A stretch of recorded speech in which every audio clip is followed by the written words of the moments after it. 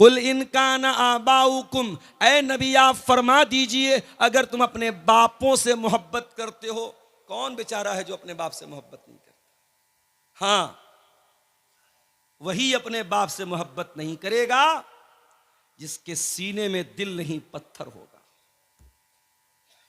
जिसके सीने में दिल होगा वो अपने बाप से नफरत नहीं कर सकता।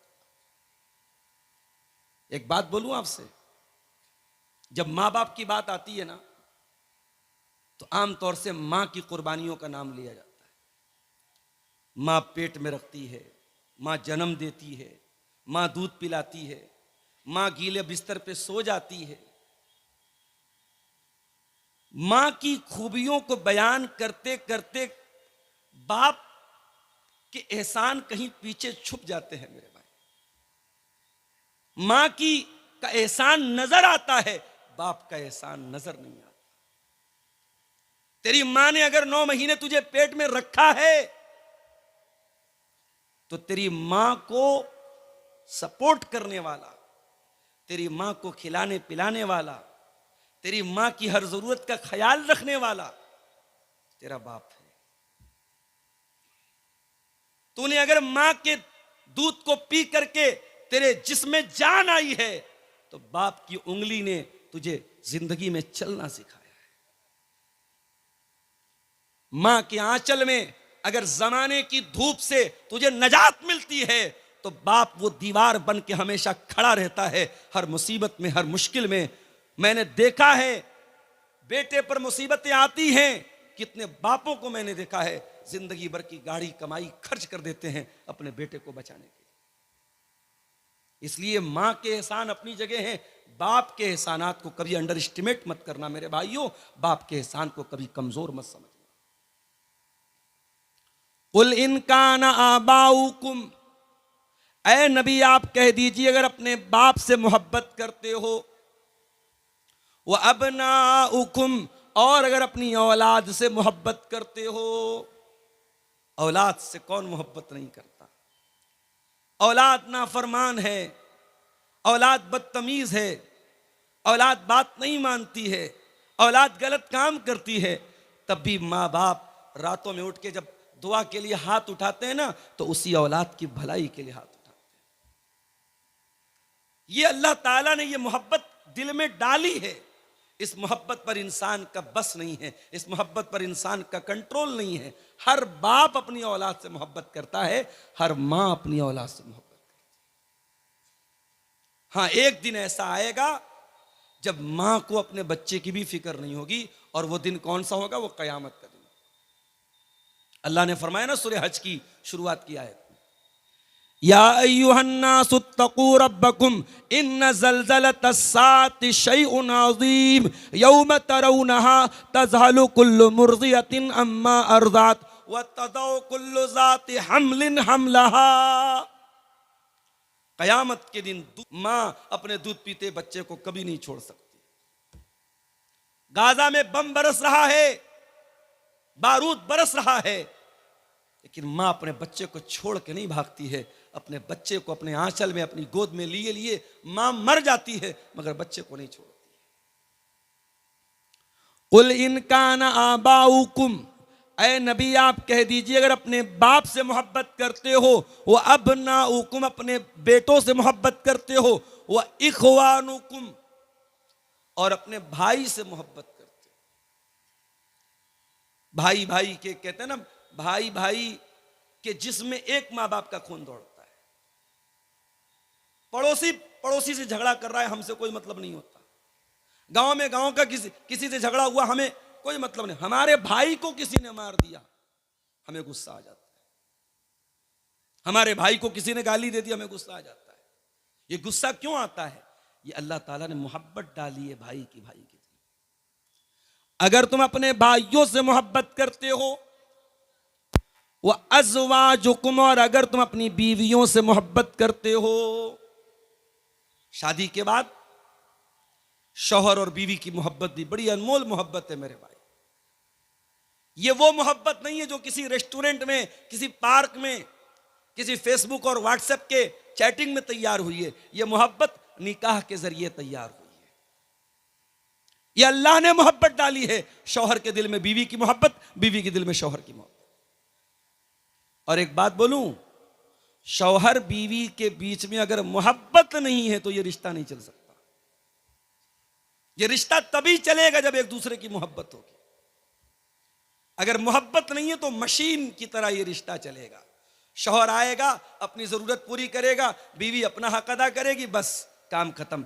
दिल का दिल से कोई कनेक्शन नहीं होगा जब तक दिल में मोहब्बत ना हो एक दूसरे की। बड़ा प्यारा रिश्ता है मियां बीवी का रिश्ता। जानते हो इस रिश्ते को अल्लाह ने लिबास कहा है। कुरान का दूसरा पारा उठाओ, हुन्ना लिबासुल लकुम व अंतुम लिबासुल लहुन्ना। तुम अपनी बीवियों के लिए लिबास हो और तुम्हारी बीवियां तुम्हारे लिए लिबास हैं। ये लिबास क्यों कहा? तुम्हारी बीवी तुम्हारे लिए लिबास है, लाइक अ ड्रेस। तुम्हारी बीवी तुम्हारे लिए ड्रेस है। तुम्हारी बीवी तुम्हारे लिए वैसी है जैसे तुम्हारा कपड़ा है। भाई बीवी का कपड़े से क्या ताल्लुक है? कपड़ा हमेशा बदन के साथ लगा रहता है। आप रात में सोते हैं तो भी बनियाइन और लुंगी के साथ सोते हैं। बीवी शौहर के लिए लिबास है, शौहर बीवी के लिए लिबास है। दोनों एक दूसरे के साथ अटैच्ड हैं, एक दूसरे से संबंधित हैं, एक दूसरे से बंधे हुए हैं, दोनों अलग नहीं हो सकते। मैं अभी तकरीर करने के पहले कपड़ा चेंज करना था। मैंने डॉक्टर साहब से कहा थोड़ा कोई कमरा दे दीजिए, मैं कपड़ा चेंज करूं। आदमी भी कपड़ा चेंज करता है तो अकेले में चेंज करता है, और औरत तो करती है। हम किसी के सामने बगैर कपड़े के रहना पसंद नहीं करते।